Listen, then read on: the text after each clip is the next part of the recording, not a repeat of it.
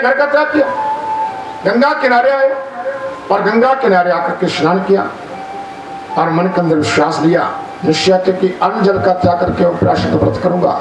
बड़े बड़े संत महात्मा को जैसे पता लगा, बिना बुलाए सारे के सारे राजा परीक्षित से मिलने के लिए आए, क्योंकि उन्होंने सोचा राजा परीक्षित राजा नहीं, अभी राजर्षि बन गए हैं, राजा के विलासी जीवन का अंत हुआ है, अब राजा का जीवन बदल गया है, सिर्फ राजा के साथ मिलने के लिए आए। और परीक्षित खड़े होते और खड़े होकर के सभी को प्रणाम करते, पूजा करते और अपने पाप की बात सभी ऋषियों के समक्ष रखते हैं।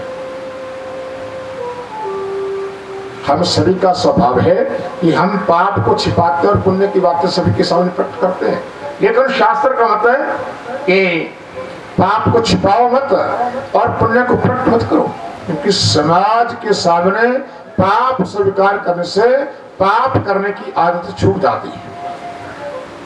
परीक्षित ने कहा, मैंने पवित्र संत के गले भरोसा पाया, मैं अधम पापी हूं, मेरा उद्धार कीजिए।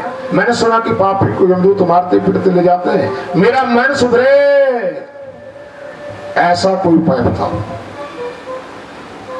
असन मृत्यु के कृपया दिखे हैं, समय ज्यादा नहीं है और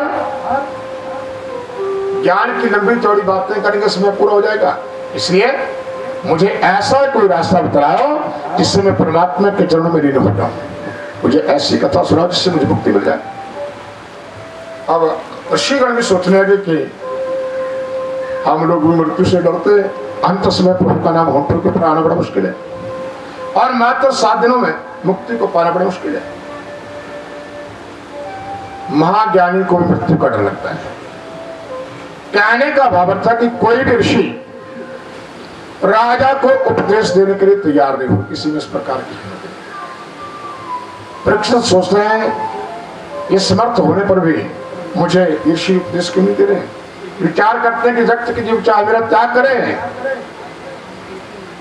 लेकिन मैं भगवान का आश्रय लूंगा, भगवान नारायण मेरे पर कृपा करेंगे, समय ज्यादा नहीं है, आखिर में किसकी शरण लूं, भगवान की शरण लूं, तो मेरी अपेक्षा नहीं करेंगे। मैं पापी तो हूं किंतु पांडुवसी हूं, बिना ईश्वर के मेरा कोई नहीं है। परीक्षित ने ईश्वर का आश्रय लिया और भगवान की स्तुति की, द्वारिकानाथ को याद किया और कहा मैंने कोई सत्कर्म नहीं किया, ये संत आत्मा मुझे कोई किसी प्रकार का उपदेश नहीं दे रहे हैं, क्योंकि मैं अधम हूं।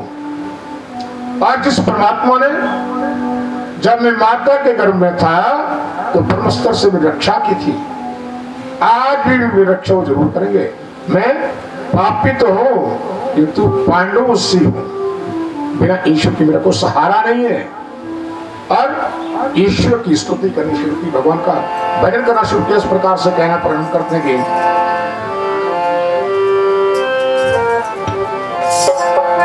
प्रभु तेरी शरण में आया हूँ, तेरी शरण में आया, प्रभु तेरी शरण में आया हूँ, तेरी शरण में आया, हरि तेरी शरण में आया हूँ, तेरी शरण में आया, तेरी शरण में आया हूँ, तेरी शरण में आया हूँ, हरि तेरी शरण में आया हूँ, तेरी शरण में आया, हरि तेरी शरण में आया हूँ, तेरी शरण में आया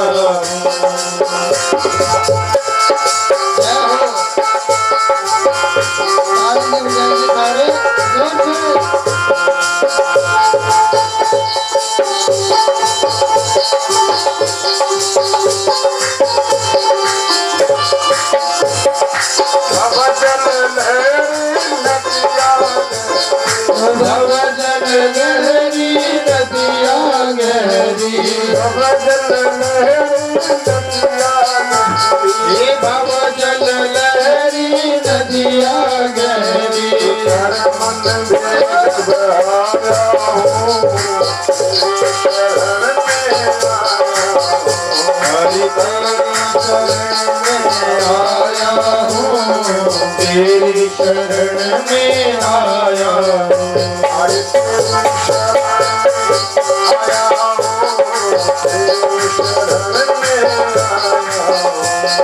तेरी शरण में आया हूँ तेरी शरण में आया हूँ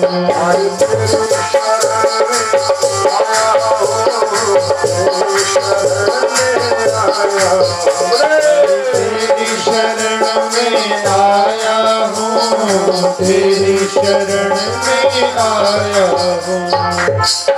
तो इस प्रकार से राजा परीक्षित गंगा किनारे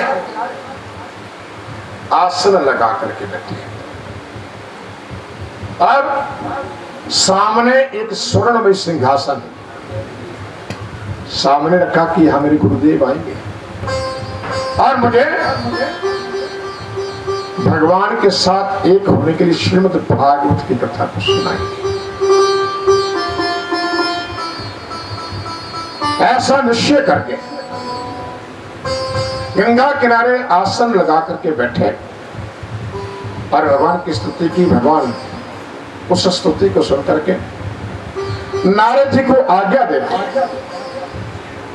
कि सत्संग की महिमा को जागृत करने के लिए बड़ा सुनहरा मौका है, बड़ा अच्छा वक्त है। इसलिए आप सत्संग की महिमा को बढ़ाने के लिए लीला अर्थात कोई ना कोई अच्छा कार्य करो। भगवान के आदेश से नारद चले और चलते चलते कैलाश पर्वत के ऊपर जा पहुंचे। अब कैलाश पर्वत के ऊपर जैसे गए तो देखा भगवान शंकर समाधि में बैठे हुए। समाधि में भगवान शंकर को बैठे हुए देखा और समाधि में बैठे हुए मन ही मन में अब नारद जी ने प्रणाम किया, नमन किया, माथा टेका और उनसे आगे चले। आगे चले तो माता पार्वती जी बैठी हुई थी और बैठ करके माता पार्वती जी पूजन कर रही थी। पूजन करते माता पार्वती को नारद जी ने जैसे देखा तो नारद जी कहते मातृश्री प्रणाम, चरणों में माथा टेका और माता पार्वती ने आसन बिछाया और कहा विराजिए, बैठिए। और नारद जी उस आसन के ऊपर बैठ गए। आसन के ऊपर बैठे तो नारद जी सत्संग करना प्रारंभ करते हैं